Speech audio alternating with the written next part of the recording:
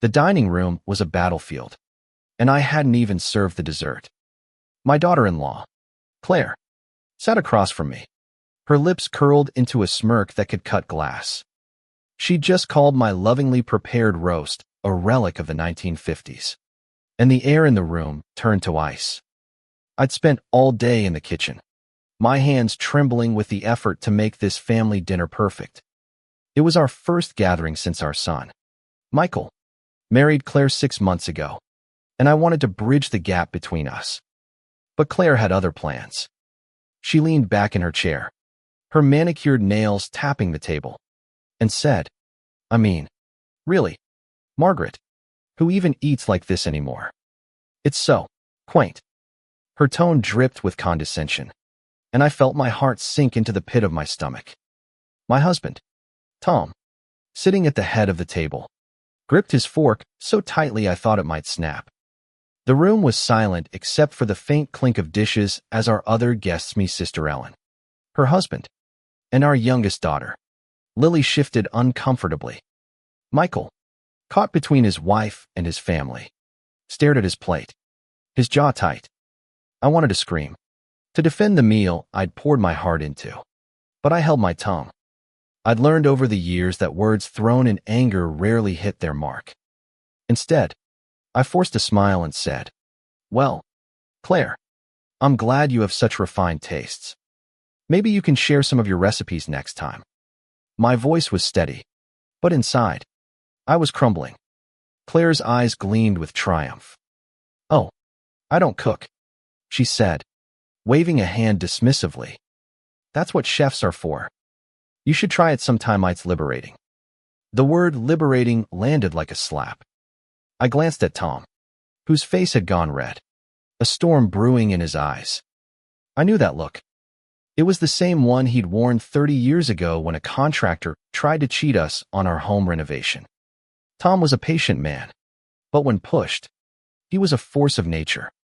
I tried to steer the conversation back to safer ground. "Lily, how's your new job going?" I asked, desperate to diffuse the tension. But Claire wasn't done. She leaned forward, her voice sharp as a knife. "Honestly, Margaret, I don't know why you bother with these dinners. They're so predictable. Same old food, same old stories. It's like stepping into a time capsule." Ellen gasped softly, and Lily's fork clattered against her plate. Michael finally looked up, his face a mix of embarrassment and frustration. "Claire, that's enough," he muttered, but his voice lacked conviction. I felt the weight of her words settle over the table like a fog. This wasn't just about the dinner. It was about me, about our family, about the traditions we'd built over decades. Claire was an outsider, and she wanted us to know it. I could see it in the way she held herself poised, untouchable, as if she were above us all. I wanted to tell her that these dinners were more than food. They were the glue that held our family together through job losses, illnesses, and the chaos of raising 3 kids. But before I could find the words, Tom stood up. His chair scraped against the floor, the sound slicing through the silence. "Claire," he said, his voice low but carrying the weight of a thunderstorm. "You've got a lot to say for someone who's been part of this family for all of 6 months." The room froze. Claire's smirk faltered, but she quickly recovered, tilting her chin defiantly. "Oh, Tom, I'm just being honest. Someone has to be." Tom's eyes narrowed, and I knew we were teetering on the edge of something explosive. I reached for his hand under the table, a silent plea to stay calm, but he pulled away. "Honest," he said, his voice rising. "You think you're honest? You're sitting here, eating my wife's food, in our home, and you've got the nerve to mock her. To mock us." Claire opened her mouth to respond, but Tom wasn't finished. "You want to talk about predictable? Let's talk about you. Showing up here with your fancy job and your fancy attitude, thinking you're better than everyone else. You think we don't see through it?" Claire's face flushed, and for the first time, she looked rattled. Michael stood, his chair tipping back. "Dad, stop it," he said, his voice shaking. You're out of line. But Tom didn't back down. He pointed a finger at Claire, his voice steady but searing. You don't get to come into this family and tear it apart because you think you're above it. You want to be part of this. Then show some damn respect. The room was a powder keg, and Tom had just lit the fuse. I sat there, my heart pounding, torn between pride in my husband's defense and fear of what this moment would cost us. Claire's eyes darted to Michael, waiting for him to defend her. But he was frozen, caught between his wife and his father. The silence that followed was deafening, and I knew this dinner our family was on the brink of unraveling. I stood, my hands trembling, and said, "Let's all take a breath." But even as I spoke, I felt the weight of what was coming. This wasn't just a clash of personalities. It was a test of who we were as a family. And as I looked at Claire's defiant stare and Tom's unyielding resolve, I realized that the real battle was just beginning. The air in the dining room was thick with tension, like the moment before a storm breaks. Claire's eyes were locked on Tom, her lips pressed into a thin line. But she didn't speak. For the first time since she'd walked into our home, she seemed unsure of herself, and I couldn't tell if it was fear or fury brewing behind her gaze. Michael broke the silence, his voice sharp with desperation. "Dad, you can't talk to her like that. She's my wife." He stepped closer to Claire, his hand hovering near her shoulder. But she shrugged him off, her posture rigid. I could see the hurt in Michael's eyes, caught between defending his wife and grappling with the truth in his father's words. I wanted to reach for him, to pull him back to the safety of our family. But I knew he was too far gone, tethered to Claire in ways I couldn't yet understand. Tom didn't flinch. "Your wife," he said, his voice steady but laced with venom, "needs to learn what it means to be part of this family. If she can't handle a simple dinner without tearing it apart, maybe she's the one who doesn't belong here." The words hung heavy, and I saw Lily wince, her eyes darting to me for reassurance. I wanted to tell her it would be okay, but I wasn't sure it would. Claire finally spoke, her voice low but cutting. "You think I want to be here, Tom? Sitting around, pretending to care about your little traditions. I'm here for Michael, not for your approval." She turned to me, her gaze sharp. "And Margaret, you don't have to play the perfect hostess. It's exhausting. And frankly, it's pathetic." The word pathetic hit me like a punch to the gut. I'd spent my life building this family, holding it together through every storm. And now this woman, this stranger, was tearing it down with a single word. I felt tears prick my eyes, but I refused to let them fall. Instead, I stood straighter, my voice calm but firm. "Claire, you're a guest in my home. If you don't like it, the door is right there." Her eyes widened, clearly not expecting me to push back. For a moment, I thought she might storm out, but she stayed rooted to the spot, her defiance wavering. Michael looked at me, his face a mix of shock and betrayal. "Mom, why are you doing this? Can't we just have one night without fighting?" I wanted to scream that I wasn't the one who started this, that Claire's cruelty had lit the match. But before I could respond, Ellen spoke up, her voice soft but steady. "Michael, your wife insulted your mother's hospitality. That's not okay. You know that." Her husband nodded in agreement, and I felt a surge of gratitude for their support. But it wasn't enough to mend the fracture in the room. Tom took a step toward Claire, his voice dropping to a dangerous whisper. "You think you're better than us, Claire. You think your money, your job, your fancy life makes you special. Let me tell you something. This family has been through hell and back, things you couldn't even imagine, and we're still here. You don't get to walk in and spit on that." Claire's face paled, but she didn't back down. "You don't know anything about me," she said, her voice trembling with anger. "You think you're so noble, but you're just clinging to a past that doesn't matter anymore. This," she gestured to the table, "the food, the family, this is irrelevant." The word irrelevant was a dagger, and it cut deeper than anything else she'd said. I saw the pain flash across Tom's face, and I knew he was thinking of the same things I was. The late nights we'd spent worrying about our kids, the sacrifices we'd made, the love we'd poured into every moment that Claire was now dismissing. I wanted to tell her about the time Michael broke his leg and Tom carried him 3 miles to the hospital because our car wouldn't start. I wanted to tell her about the years we went without vacations so Lily could have her dance lessons. But I didn't. Instead, I watched as Tom's hands clenched into fists, his restraint hanging by a thread. "Claire," he said, his voice a low growl. "You don't know what family means. But you're about to learn." He turned to Michael, his eyes softening but still firm. "Son, you need to decide where you stand. Because if you let this go on, you're not just losing your wife's respect, you're losing ours." Michael's face crumpled, and I felt my heart break for him. He was my boy, my firstborn, and now he was standing at a crossroads I couldn't guide him through. Claire grabbed his arm, her voice sharp. "Michael, let's go. We don't need this." But he didn't move. He looked at his father, then at me, and I saw the weight of his choice pressing down on him. The room was silent again, but this time it wasn't just tension, it was a reckoning. I knew that whatever happened next would change us forever. And as I looked at Claire, her defiance crumbling under the weight of Tom's words, I realized that this wasn't just about a dinner. It was about love, loyalty, and the fragile bonds that hold a family together. Michael's hesitation was a knife twisting in my chest. He stood there, torn between his wife's pull and the family he'd grown up with, his eyes darting between us like a trapped animal.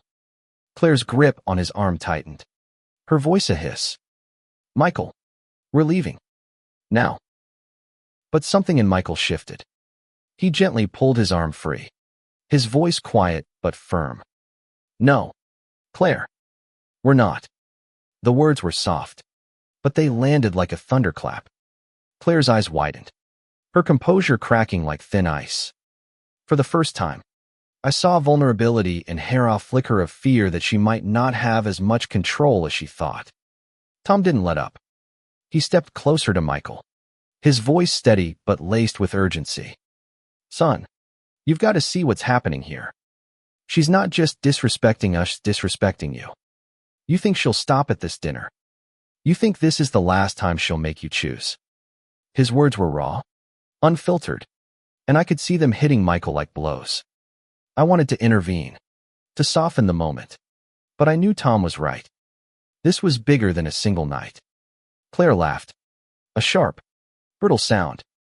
"Oh, please, Tom, don't act like you're some saint. You're just mad because I'm not bowing down to your little family fantasy." She turned to Michael, her voice softening but still edged with manipulation. "Babe, you know I'm right. They're holding you back. We could be so much more without this." She gestured vaguely at the table, at us, as if we were nothing more than an inconvenience. I couldn't stay silent anymore. "Claire," I said, my voice trembling with a mix of anger and hurt, "you don't get to decide what this family is.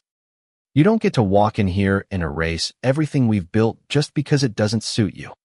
I took a step toward her, my hands clenched at my sides.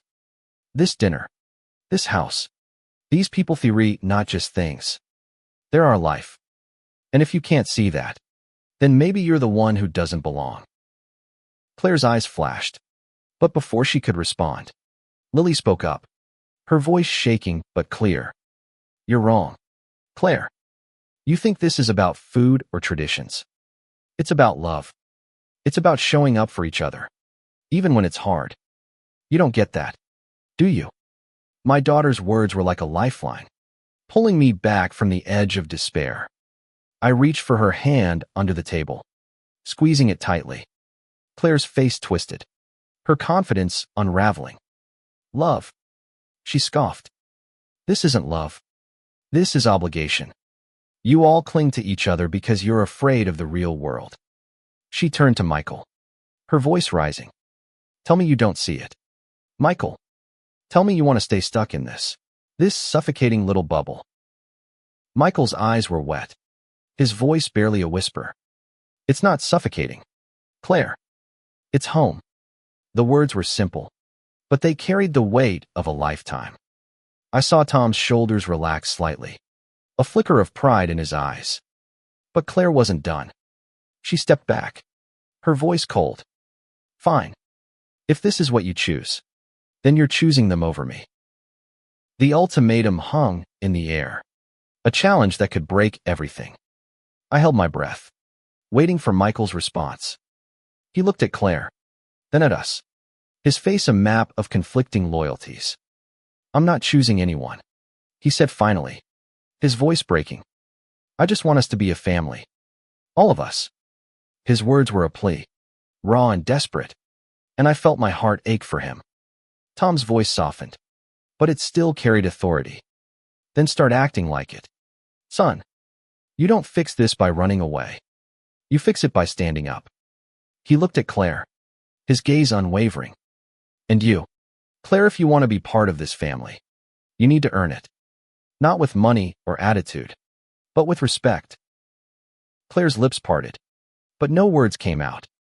For the first time, she was silent, her bravado stripped away.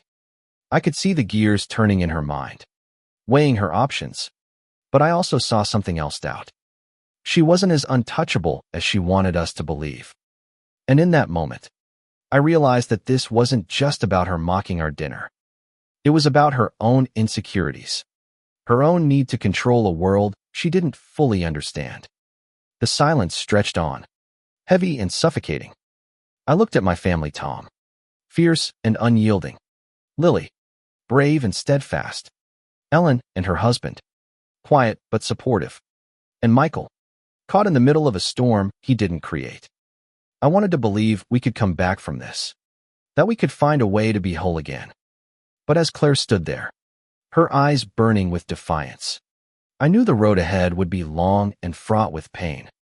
The silence in the dining room was a living thing, wrapping around us like a shroud. Claire stood alone, her defiance flickering like a candle in a storm. Michael's words, "I just want us to be a family," echoed in my mind. A fragile hope that felt like it could shatter with one wrong move. I stepped forward, my voice softer now, trying to bridge the chasm. Claire, nobody's asking you to change who you are. But if you're going to be part of this family, you need to meet us halfway.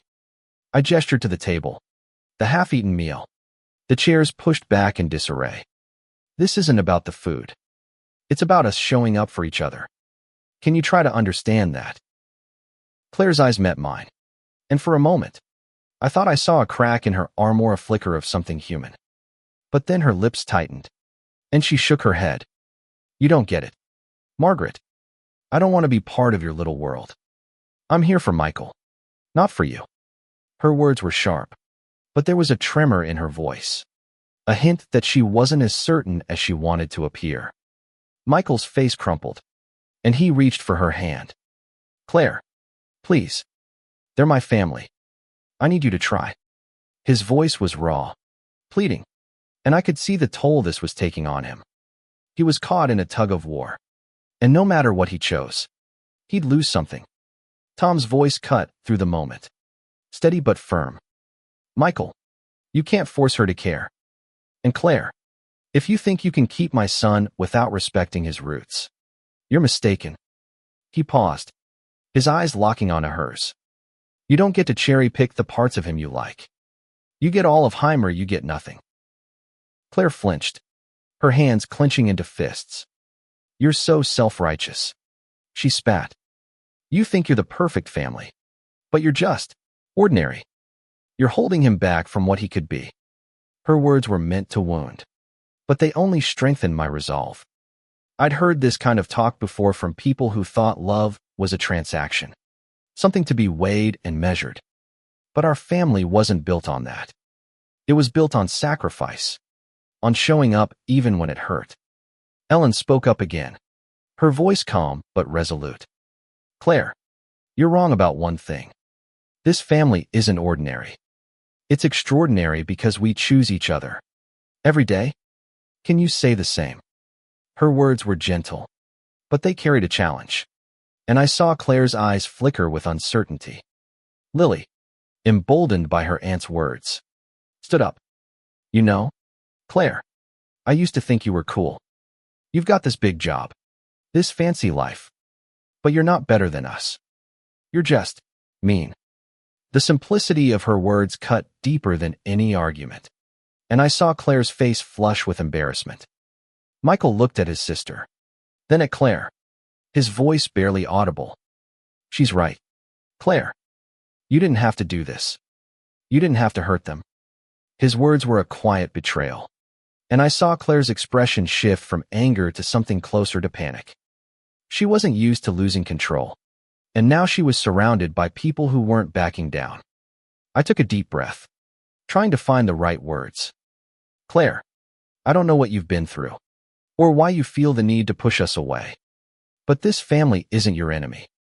We're not perfect, but we're real. And we're here, whether you like it or not. I paused, letting my words sink in. You can fight us, or you can join us. But you can't have Michael without us. Claire's eyes darted to Michael, searching for an ally. But he looked away, his shoulders slumped. For the first time, she seemed truly alone. The room was quiet again, but this time it wasn't tensy, it was expectant, as if we were all waiting for her to make a choice. I wanted to believe she could change, that she could see the value in what we were offering. But as I looked at her, standing rigid and defiant, I wasn't sure she was capable of it. Tom broke the silence, his voice softer now, but no less firm. Claire, you've got a choice to make. But know this, if you walk away from this family, you're walking away from something bigger than you realize. He turned to Michael, his eyes full of love and pain. And son, you need to decide what you're willing to fight for, because we're not going anywhere. The weight of his words settled over the room, and I felt a surge of pride for my husband. He wasn't just defending our family, was fighting for it. For all of us. And as I looked at Claire, her defiance crumbling under the weight of our unity, I realized that this moment was a turning point. Whatever happened next, we'd face it together. Claire stood frozen, her eyes darting between us, searching for an escape that wasn't there. The dining room, once a place of warmth and laughter, now felt like a courtroom, with every word a verdict on her place in our family. Michael's silence was the loudest judgment of all, his refusal to defend her a crack in the foundation of their marriage. I wanted to reach out to her, to offer some kind of olive branch, but my heart was still raw from her words. Instead, I turned to Michael, my voice soft but steady. Son, I know this is hard, but you're not alone in this. We're here for you, no matter what. I meant every word, but I could see the conflict tearing him apart. He loved Claire, but he loved us too, and the weight of that love was crushing him. Claire's voice broke the silence, sharp and defensive. You're all ganging up on me. You think you can bully me into being someone I'm not. She turned to Michael, her eyes blazing. Are you really going to let them do this? Are you going to let them tear us apart? Her words were a challenge, but there was a plea hidden beneath them, a desperate need for him to choose her. Michael's hands trembled as he spoke, his voice barely above a whisper. Claire, I love you, but I can't keep doing this. You can't keep hurting my family and expect me to just stand by. His words were a quiet rebellion, and I saw Claire's face pale, her confidence unraveling like a thread pulled from a sweater. Tom stepped forward, his voice calm but unyielding. Claire, nobody's trying to bully you, but you need to understand something. This family isn't just a collection of people, it's a promise. We show up for each other, no matter what. If you can't do that, then you're the one tearing things apart. Claire's eyes filled with tears, but she blinked them back, her jaw tight. You don't know me, she said, her voice shaking. You don't know what I've been through, or why I am the way I am. For the first time, I saw a glimpse of the woman behind the bravado, someone carrying wounds I couldn't see. I wanted to ask her about them, to understand what had made her so guarded. But this wasn't the moment. Lily spoke up, her voice gentle but firm. Claire, we don't need to know everything about you to know that this isn't okay. You hurt my mom. You hurt all of us. If you want to be here, you have to try. Her words were simple, but they carried the weight of truth. And I saw Claire's shoulders slump, the fight draining out of her. I took a deep breath, stepping closer to her. Claire, I don't want to fight you. I want you to be part of this family. But that means letting us in, not pushing us away. I paused, searching her face for any sign of softening. Can you do that? Can you try? Claire looked at me, her eyes wet and uncertain. For a moment, I thought she might say yes, that she might take the first step toward reconciliation. But then she shook her head, her voice barely audible. I don't know how. The admission was raw, vulnerable, and it broke my heart. I realized then that Claire wasn't just cruel, she was lost, trapped in a world where trust was a luxury she couldn't afford. Michael reached for her hand, his voice desperate. Claire, you don't have to do this alone. I'm here. We're here. But she pulled away, her eyes fixed on the floor. I need to go, she said, her voice breaking. She grabbed her purse and walked toward the door, her steps quick and unsteady. Michael started to follow her, but Tom put a hand on his shoulder. Let her go, son. She needs to figure this out on her own. Michael's face twisted with pain, but he nodded, staying where he was. The sound of the front door closing echoed through the house, a final note in the symphony of our broken evening. I looked around the table, at the faces of my family, each one marked by the weight of what had just happened. We were bruised, but we were still here, still together. And as I reached for Tom's hand, feeling the strength of his grip, I knew that we'd find a way through this. For Michael, for Claire, for all of us. The sound of the front door closing was like a gunshot, sharp and final. Claire was gone, and the dining room felt emptier for it, as if her absence had sucked the air out of the space.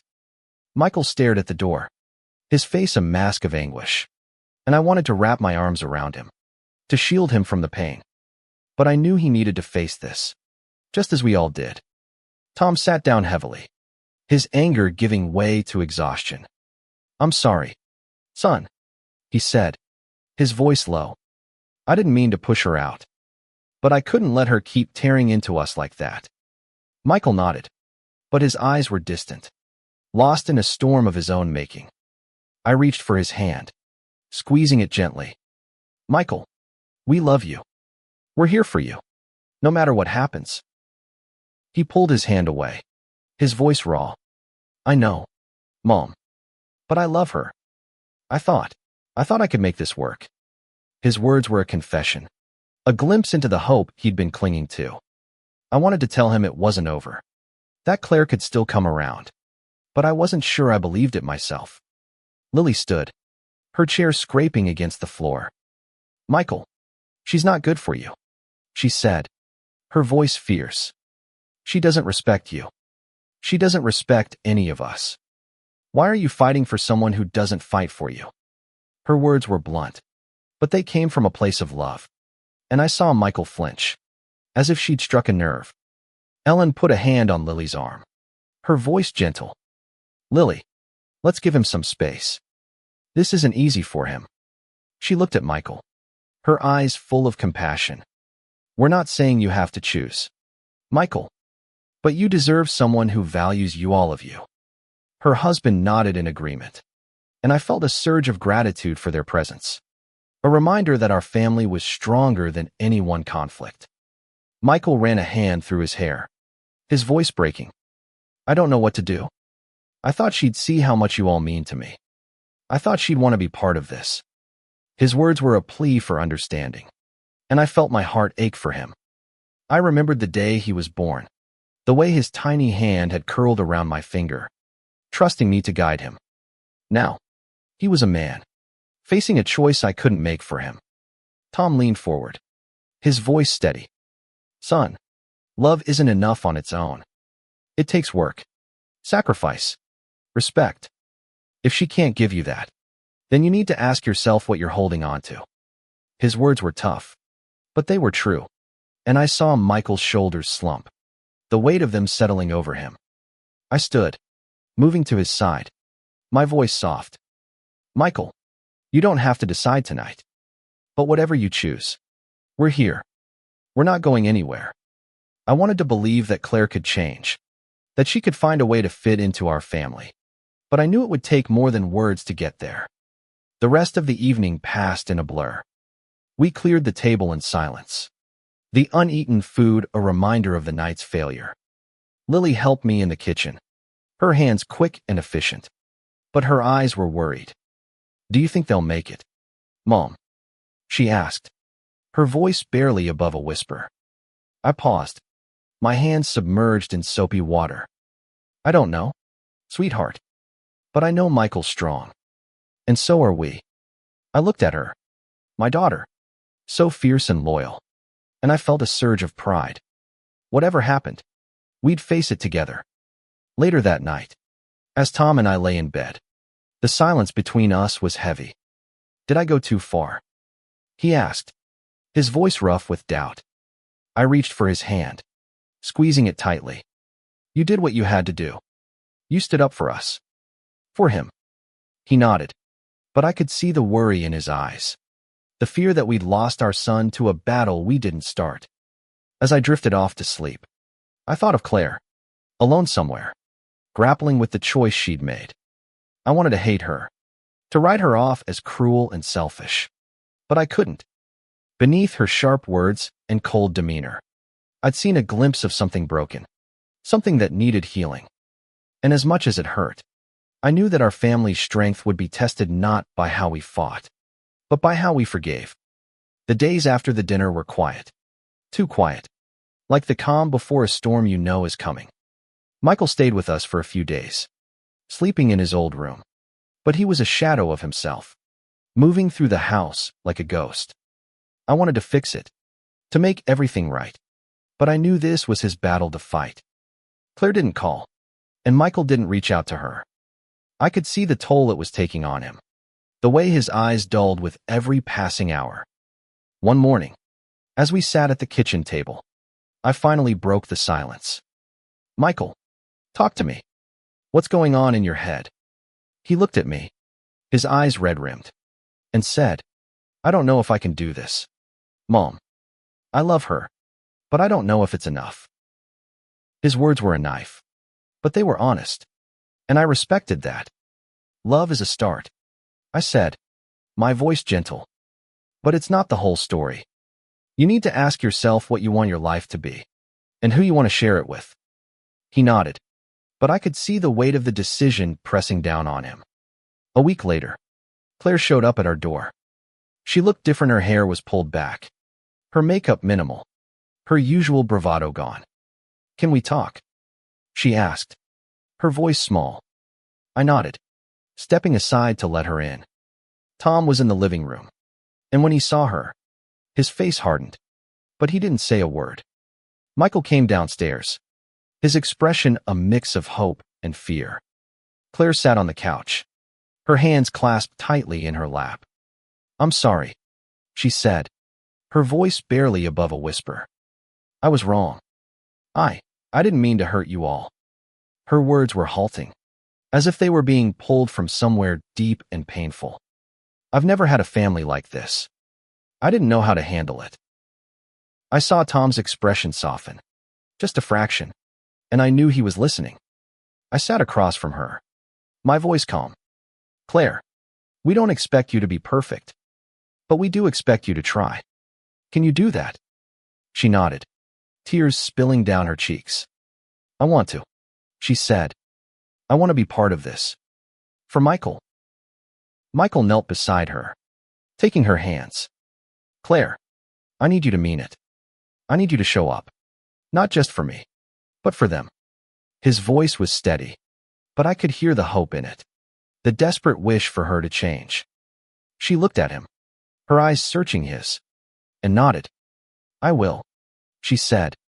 I promise. It wasn't a perfect resolution. There were no grand gestures, no tearful embraces, but it was a start. Over the next few weeks, Claire began to show up in small ways, helping with dishes, asking about Lily's job, listening to Tom's stories about his old fishing trips.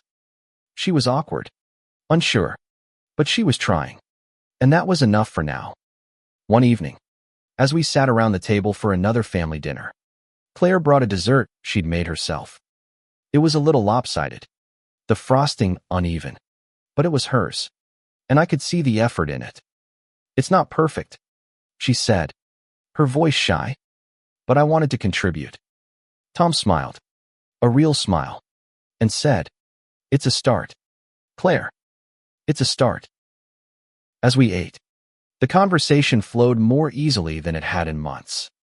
There were still cracks in our family, still wounds that needed time to heal, but we were together, and that was enough.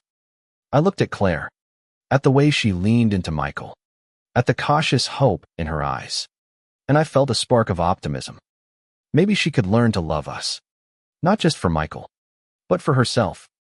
That night, as Tom and I lay in bed, he took my hand and said, "We did good, Margaret. We held the line."